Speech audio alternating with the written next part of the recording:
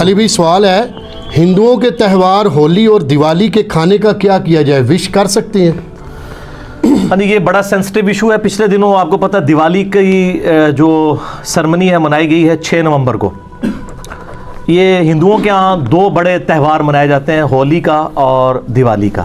اسی طریقے سے کرسچنز کے ہاں بھی یعنی کرسمس کا تہوار منایا جاتا ہے، اور بھی غیر مسلم کے ہاں تہوار منائے جاتے ہیں۔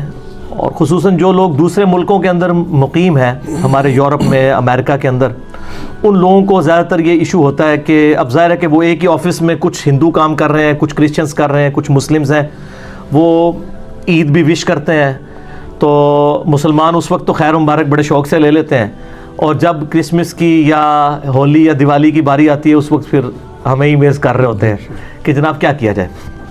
تو یہ اب اصولی بات اس حوالے سے سمجھ لیں۔ پہلی تو بات یہ ہے کہ as far as human dignity is concern, تو اس دنیا میں جتنے بھی لوگ آباد ہیں، ہیومن ڈگنیٹی میں آپ نے ان کی عزت کرنی ہے، چاہے وہ جیوز ہوں، کرسچنز ہوں، مسلمز ہوں، ہندو ہوں، بدھ مت کے رہنے والے لوگ ہوں، ان سب کے سب لوگوں کے ساتھ کھانا پینا بھی جائز ہے اگر کھانے والی چیز حلال ہو، ٹھیک ہے؟ ایک پلیٹ میں بھی آپ کھا سکتے ہیں، کوئی اسلام کے اندر اس کی ممانعت نہیں ہے۔ اب رہا یہ ان کی مذہبی ایکٹیویٹیز کا تعلق، تو چونکہ یہ زیادہ تر مذہبی ایکٹیویٹیز شرک کے اوپر مبنی ہے، شرک کے ساتھ اسلام کو آپ کو پتہ ہے ایک خاص مزاج ہے۔ شرک is the most sensitive issue in the sight of اللہ۔ قرآن حکیم میں کم از کم 2 دفعہ یہ آیت ریپیٹ ہوئی ہے، سورہ النساء کے اندر 116 اور 48 نمبر، ان اللہ لا یغفر ان یشرک بہ ویغفر ما دون ذلک لمن یشاء۔ بے شک اللہ اس گناہ کو تو معاف نہیں کرے گا کہ کوئی اللہ کے ساتھ کسی قسم کا شرک کرے، اس کے علاوہ ہر گناہ معاف کر دے گا۔ دنیا میں جتنے بھی گناہ ہیں وہ شرک کی ہی درخت کے آپ سمجھ لیں شاخیں ہیں کسی نہ کسی فارم میں، اور جتنی دنیا میں نیکیاں ہیں وہ توحید کے شجرہ مبارکہ کی شاخیں ہیں۔ یہ جو مذہبی ایکٹیویٹیز ہیں دوسرے مذاہب کی، چاہے وہ جیوز کی ہوں، کرسچنز کی ہوں یا ہندوؤں کی ہوں، یہ زیادہ تر شرکی ایکٹیویٹیز ہیں۔ اب وہ شرکی ایکٹیویٹیز کے اندر مسلمان تو حصہ لے ہی نہیں سکتا۔ پھر کھانے پینے کا جو تعلق ہے، اگرچہ ان شرکی ایکٹیویٹیز کا کھانا پینا حلال بھی ہو، یعنی کوئی سبزی پکا کے لے آتا ہے، لیکن چونکہ وہ جس نام پر ہو رہی ہے نا وہ شرک والا معاملہ ہے، تو اس لیے اسلام اس کو انڈورس نہیں کرے گا۔ قرآن حکیم میں اگر آپ سورۃ المائدہ پڑھ کے دیکھیں نا، تو غیر اللہ کے نام کا جو کھانا ہے، اللہ کے علاوہ کسی اور کی تقرب کے لیے یا اس پہ غیر اللہ کا نام بولا گیا ہو، اعوذ باللہ من الشیطان الرجیم، آیت نمبر ہے 3 سورۃ المائدہ کی۔ اللہ تعالیٰ فرماتا ہے حرمت علیکم المیتہ، تمہارے لیے حرام کر دیا گیا ہے مردار، والدم، اور بہتا ہوا لہو، یعنی جو ذبح کے وقت جانور کا خون نکلتا ہے نا، یہ خون ہے تو پاک ہے لیکن پینا حرام ہے۔ اسی طریقے سے شراب جو ہے کپڑوں کو لگ جائے تو کپڑے ناپاک نہیں ہوں گے، لیکن شراب پینا حرام ہے، اسپرٹ ہو جائے، الکوہل ہو جائے۔ اسی لیے ہم وہ کہتے ہیں کہ آپ اسپرٹ والا جو الکوہل والا پرفیوم بھی استعمال کر سکتے ہیں، وہ آپ پی نہیں رہے ہوتے۔ وَلَحْمُ الْخِنْزِيرِ، اور خنزیر یعنی سور کا گوشت، پگ کا گوشت، یہ اصل میں ایک ایشو ہے کہ یہ ایسا جانور ہے جو سبزی خور بھی ہے، گوشت خور بھی ہے۔ ویسے سارے سبزی خور جانور جو ہیں، جو بہیمۃ الانام ہیں، وہ حلال ہیں، لیکن اس کے بارے میں جب پوچھا گیا کہا گیا نہیں یہ حرام ہے۔ 3 چیزیں ہو گئی، مردار اور لہو بہتا ہوا اور خنزیر کا گوشت، وما اہل لغیر اللہ بہ، اور جس کے اوپر ذبح کے وقت غیر اللہ کا نام لیا جائے، غیر اللہ کے تقرب کے لیے ہو۔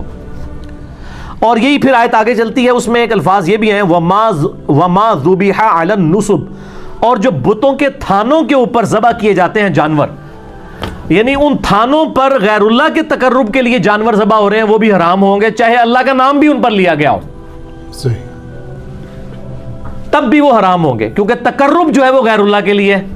صرف یہ نہیں ہے کہ ایک بندہ بسم اللہ اللہ اکبر پڑھ کے تو کسی بت کے سامنے ذبح کر دے تو وہ بھی حرام ہو جائے گا، تقرب اس بت کا ہو گیا، اگرچہ اللہ کا نام لیا ہوا ہے تب بھی تقرب والا معاملہ بھی سینسٹیو ہے۔ تو اسی طریقے سے اس طرح کی ایکٹیویٹیز کے جو کھانے پینے ہیں وہ اسلام میں حرام ہے۔ صحیح مسلم کے اندر حدیث موجود ہے، سیدنا علی رضی اللہ تعالیٰ عنہ سے کسی نے آ کے پوچھا کہ آپ نبی علیہ السلام کے اتنے قریبی ہیں، کیا آپ کو نبی صلی اللہ علیہ وآلہ وسلم نے کچھ خاص باتیں ایسی سکھائی ہیں جو باقی امت کو نہ بتائی ہوں؟ تو مولا علی نے کہا کہ نبی علیہ السلام نے وہی دین ہمیں بھی سکھایا جو پوری امت کو. ہاں، جو فہم قرآن ہے وہ تو ظاہر ہے ہر مسلمان کا ایک حصہ ہے. اور پھر فرمایا اپنے تلوار کی نیام میں سے ایک صحیفہ نکالا اور کہا یہ نبی علیہ السلام نے ایک خاص صحیفہ ہمیں دیا ہے جس میں قیدیوں کے احکام لکھے ہوئے تھے. اگر کوئی مسلمان کو قتل کر دے اس کی کیا سزا ہے. ظاہر ہے نبی علیہ السلام کے بہاف پہ جنگ جمل صفین نہروان لڑنی تھی مولا علی نے، تو حضور نے ان کو بتا دیا کہ ان کے قیدیوں کے ساتھ تم نے کیا سلوک کرنا ہے. اور اس میں یہ عبارت بھی لکھی ہوئی تھی جو مدینے میں بدعت کو جاری کرے اس پہ اللہ کی لعنت، اللہ کے فرشتوں کی لعنت اور تمام لعنت کرنے والوں کی لعنت. یہ حدیث بخاری میں بھی ہے، لیکن مسلم والے طریق میں ایک اضافی ورڈ بھی ہے. وہ الفاظ یہ ہیں کہ جو غیر اللہ کے لیے ذبح کرے اس پہ اللہ کی لعنت. تو یہ جو ایکٹیویٹیز ہو رہی ہوتی ہیں، اب کرسمس کے اوپر ان کا عقیدہ ہے خدا نے بیٹا جنا، ہمارے نزدیک یہ شرک ہے. اب اس کے اوپر جو کھانا آئے گا وہ حلال بھی آ رہا ہوگا تو تقرب کسی اور کا ہوگا، اس لیے اس سے بچنا ہوگا. اور آپ لوگوں کو ایجوکیٹ کریں، ان سے نفرت نہ کریں، ان کو بتائیں کہ بھئی ہم گاڈ اورینٹڈ ہیں، آپ کی کتابوں میں بھی شرک حرام ہے. ہم ان ایکٹیویٹیز کو اس لیے سپورٹ نہیں کرتے کہ اس میں شرک ہے. اگر آپ شرک چھوڑ دیں اور شرک کے بغیر آپ کرسمس کے بارے میں کوئی صحیح عقیدہ رکھ لیں، حضرت عیسیٰ علیہ السلام کی پیدائش کے دن کو ایک انسان کی پیدائش کا دن سمجھیں، تو اس پہ آپ ہمیں کوئی لنگر بھی لا کے دے دیں اللہ کے نام کا، ہم کھا لیں گے، کوئی مسئلہ نہیں ہے، ہمیں کوئی چڑ نہیں ہے. ہندوؤں میں بھی اگر آپ دیکھیں جو آریہ سماج کے لوگ ہیں، یعنی وہ تو بالکل یعنی اورینٹڈ ون گاڈ کے گرد ہیں. وہ تو یعنی ان کی کتابوں میں بھی خدا کا اسٹیچو بنانا، بت بنانا، تصویر بنانا حرام ہے. اور ڈاکٹر ذاکر نائک نے پوری ویڈیو ریکارڈ کرائی ہے نا، سملیرٹیز بٹوین ہندوازم اینڈ اسلام، اردو میں بھی ہے اور انگلش میں بھی. آپ دیکھیں کہ ان کی کتابوں میں کس طرح کی توحید موجود ہے. تو ہندوؤں نے اگر اپنی توحید چھوڑ دی اور شرک اڈاپٹ کر لیے تو ان کو بتایا جائے بھی آپ کی کتابوں میں تو یہ توحید لکھی ہے، ہم تو آپ کی کتابوں کی توحید کی وجہ سے آپ کے اس کھانے سے اوائڈ کر رہے ہیں. یہ جواب دیں، قرآن سے بعد میں دیں. تعالوا الی کلمۃ سواء بیننا و بینکم، آؤ اس بات پہ اکٹھے ہو جائیں جو تم میں اور ہم میں کامن ہے. سورہ آل عمران آیت نمبر 64. تو ہندوؤں کو ان کی کتابوں کا ریفرنس دیں، عیسائیوں کو ان کی کتابوں کا.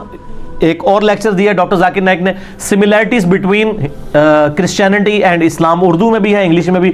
اس میں انہوں نے بتایا کہ اس میں بھی سور کا گوشت حرام ہے، شراب حرام ہے، یہ چیزیں ان کو بتائیں. تو انشاءاللہ تعالیٰ لوگ حق بات قبول کریں گے. آپ بتانے کا سٹائل آپ کا ٹھیک ہونا چاہیے.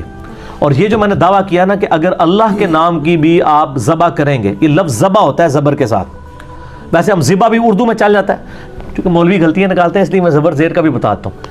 آپ اللہ کے نام کا بھی اگر ذبح کریں گے کسی تھان کے اوپر جا کے تب بھی حرام ہوگا.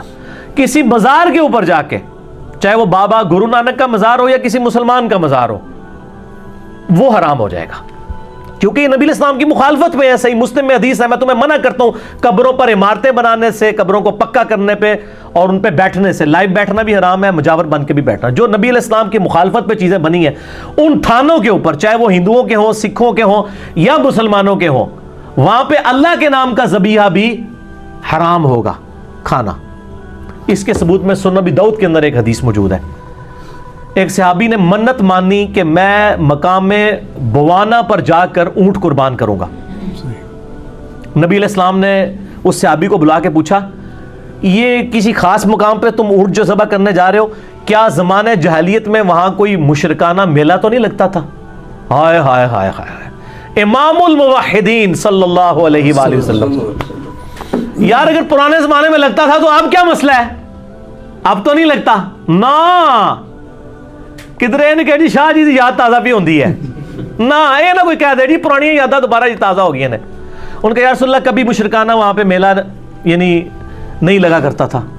آپ نے کہا وہاں کوئی اس قسم کی یعنی ایکٹیویٹیز تو نہیں ہوتی تھی، کوئی خوشی کی ایکٹیویٹیز جو شرکیہ ہوں؟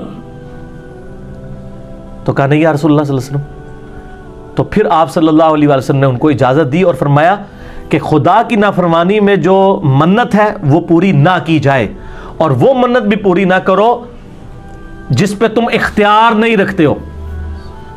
بعض اوقات ایک بندہ جناب منت مان لیتا ہے جی میں روزانہ 100 نفل پڑھوں گا. اب یہ تو بڑا مشکل کام ہے، تو ایسی منت کو پھر توڑ دینا ہوگا. اور ایسی جو منت کا کفارہ وہ بخاری اور مسلم میں ہے کہ منت کو توڑنے کا کفارہ وہی ہے جو سورۃ المائدہ آیت نمبر 89 میں قسم کو توڑنے کا کفارہ آیا ہے. ایک غلام آزاد کرو, غلام نہیں آزاد کر سکتے تو تم 10 مسکینوں کو کھانا کھلاؤ, اگر نہیں کھلا سکتے یا 10 مسکینوں کو کپڑے لے کے دو, اگر یہ نہیں کر سکتے یعنی بہت غریب ہو تو پھر تم مسلسل 3 روزے رکھو. یہی کفارہ ہے منت توڑنے کا بھی, منت آپ توڑ بھی سکتے ہیں, اور قسم توڑنے کا بھی. تو نبی علیہ السلام نے فرمایا جس پہ تمہارا اختیار نہیں, جو مشکل ہو جائے, تمہارے بس سے باہر ہو جائے, وہ بھی منت پوری نہ کرو, اور اللہ کی نافرمانی میں بھی اپنی اس منت کو پورا مت کرو. اور جہاں تک تعلق ہے نا مشابہت اختیار کرنے کا, وہ ابو داؤد میں حدیث ہے جس نے جس قوم کے اندر مشابہت کی وہ اسی قوم میں شمار کیا جائے گا. یعنی اگر کوئی ریلیجس ایکٹیویٹیز میں حصہ لیتا ہے نا ہندوؤں کی, تو اللہ اور اس کے رسول کے ہاں وہ ہندو شمار کیا جائے گا, چاہے وہ مسلمان بھی ہو, اس کی داڑھی بھی ہو. یہ بڑا سینسٹیو ایشو ہے. بے شک. جس قوم کی مشابہت یعنی مذہبی مشابہت, یہ نہیں ہے کہ آپ نے ٹائی پہن لی ہے تو یہ مذہبی مشابہت ہے, اور ٹائی کو سلیب کے ساتھ جوڑتے ہیں. اور یار سلیب کے ساتھ ہوتا تو ویٹیکن سٹی میں بیٹھا ہوا پاپ جو ہے وہ بھی ٹائی لگا کے رکھتا, اس نے تو کبھی ٹائی نہیں پہنی, اس نے سلیب ہی لٹکائی ہوتی ہے.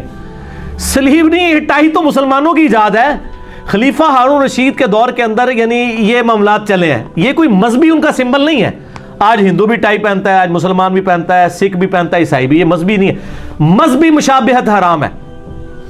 تو ٹائی پینٹ کوٹ کے اندر, پینٹ شرٹ کے اندر سارا وہ گھسا دیتے ہیں, کہتے ہیں نہیں یہ آپ ان میں سے اٹھائے جائیں گے. اور انہی مولانا صاحب کو پوچھیں کہ آپ کے جیب میں جو مرید نے 40,000 روپے کا مفت آپ کو 76 موبائل گفٹ کیا ہوا ہے, 76 موبائل میں ذرا اس کو جوک کے طور پہ کہتا ہوں, اتنا لمبا موبائل جو اسمارٹ فون ہے, یہ کافروں کا نہیں بنایا ہوا, یہ مشابہت نہیں ہوگی. کہتے نہیں اس کی نہیں ہوگی مشابہت. وہ کہتے ہیں دیکھیں کوئی مذہبی ایکٹیویٹی تو نہیں ہے نا. تو سر پینٹ شرٹ کون سی مذہبی ایکٹیویٹی ہو گئی ہے؟ مذہبی ایکٹیویٹی کوئی شخص گلے میں سلیب لٹکا لے, ماتھے پہ سندور لگا لے, ہاتھ میں راکھی باندھ لے, یا سکھوں والا کڑا پہن لے, ٹھیک ہے, جو مذہبی ایکٹیویٹی ہو, مذہبی ایکٹیویٹی کو فالو کرنا اس قوم میں شمار ہوگا. اس طریقے سے ہولی, دیوالی اور یہ آپ کی کرسمس ہے, یہ چونکہ مذہبی ایکٹیویٹیز ہیں, ان کو آپ نے اوائڈ کرنا ہے, لیکن اخلاقیات کے دائرے میں.